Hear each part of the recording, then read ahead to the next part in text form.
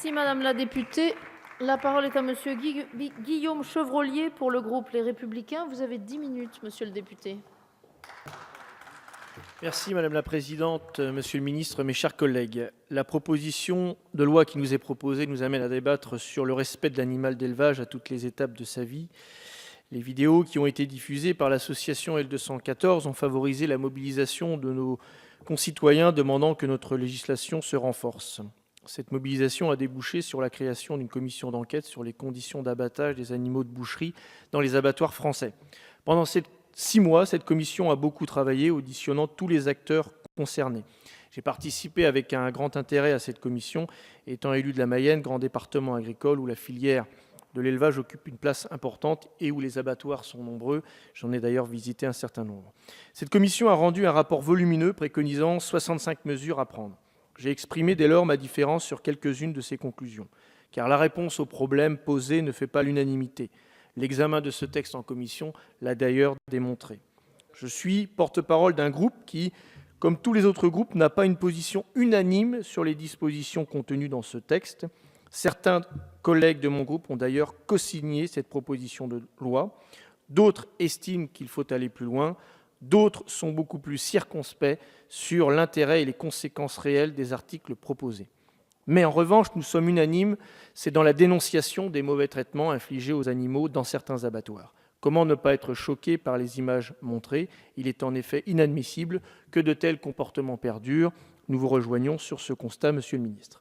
La situation actuelle peut certes être améliorée, mais il faut bien retenir que les abattoirs qui ont commis des abus sont peu nombreux. Monsieur le Ministre, vous avez dit que les abus concernaient 5% des abattoirs. Il convient donc de doser les mesures à prendre et ne pas faire peser sur toute une filière des mesures trop lourdes de conséquences. Dans le panel des mesures proposées, il est pertinent de renforcer la transparence, les contrôles et les sanctions.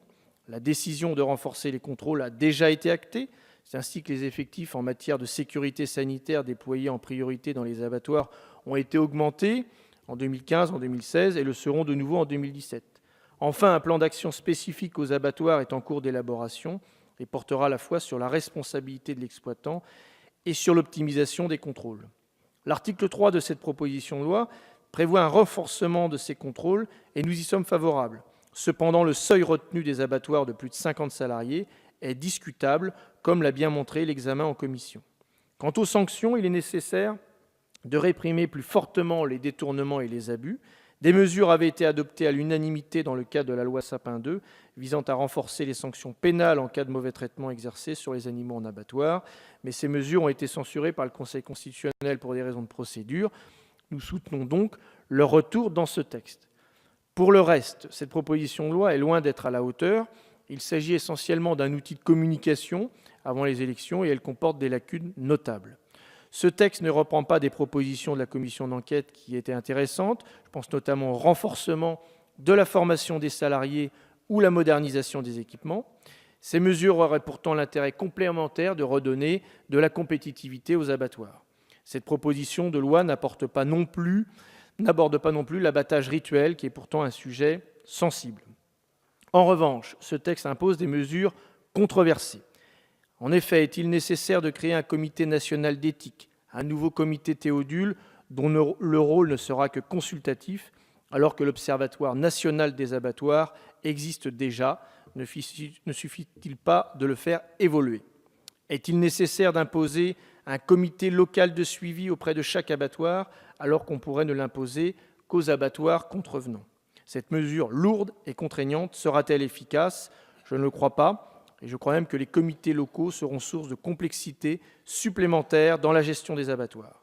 Il semble que le gouvernement ait la même analyse, si j'en crois son amendement numéro 45, qui propose de supprimer l'article 2, considérant que la création de nouveaux comités locaux de suivi des abattoirs va à l'encontre de la politique de simplification administrative et de réduction du nombre de commissions consultatives. La possibilité de visite inopinée de parlementaires et de journalistes, prévue initialement à l'article 5, heureusement supprimée en commission, est tout à fait inappropriée. Ces ingérences dans les entreprises privées seraient de toute façon inconstitutionnelles. En effet, les abattoirs, ce sont des entreprises privées protégées par notre Constitution. Je n'ose même pas imaginer l'utilisation qui pourrait être faite de ces visites inopinée à des fins strictement politiciennes pour créer un buzz médiatique. J'espère que nous retrouverons, lors de la discussion des amendements déposés, la sagesse dont a fait preuve la commission des affaires économiques en supprimant cet article 5. J'en viens à présent au point dur du texte, celui qui a fait l'objet de beaucoup d'intérêt, si j'en crois le nombre important de lettres pétitions qui nous a été adressé ces derniers jours. Dans le texte initial, l'article 4 prévoyait l'installation de caméras dans les abattoirs. Là encore, est-il nécessaire d'imposer des caméras dans tous les abattoirs alors que cette mesure ne pourrait être exigée qu'à ceux qui ont failli? Pourquoi imposer cette nouvelle charge alors que ce texte prévoit déjà un renforcement des contrôles? Cet article a fait l'objet de longs débats en commission au-delà des clivages partisans. Il a d'ailleurs été supprimé par un amendement d'une députée écolo, essentiellement au nom de la liberté des salariés. Cette considération est légitime. Les abattoirs sont des entreprises privées, et donc il est difficile d'imaginer un quelconque flicage des salariés. Il faut raison garder et prendre des mesures adéquates. Est-ce que cette majorité socialiste va imposer ce flicage? Certains se demandent aussi alors pourquoi on n'étendrait pas la vidéosurveillance dans tous les lieux susceptibles de maltraitance, pourquoi pas dans les EHPAD ou dans les crèches ou dans les écoles.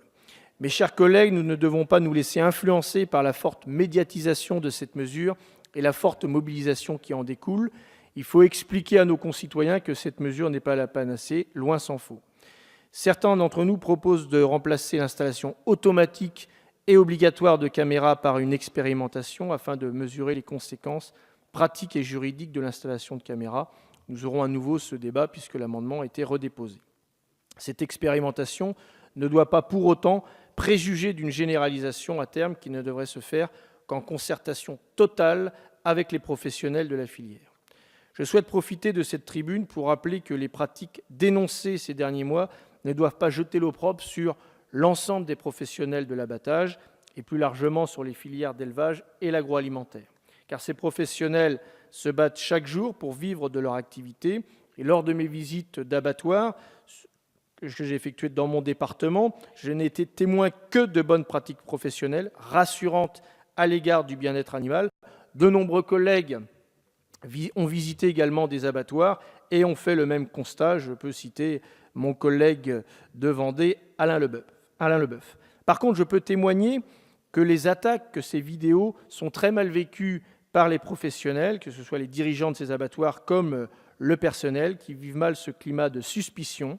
Donc ne participons pas au discrédit injuste d'une profession, ne pénalisons pas toute une chaîne qui souffre déjà, qui rencontre des problèmes de compétitivité du fait des obligations sociales et autres qui leur sont déjà imposées dans notre pays.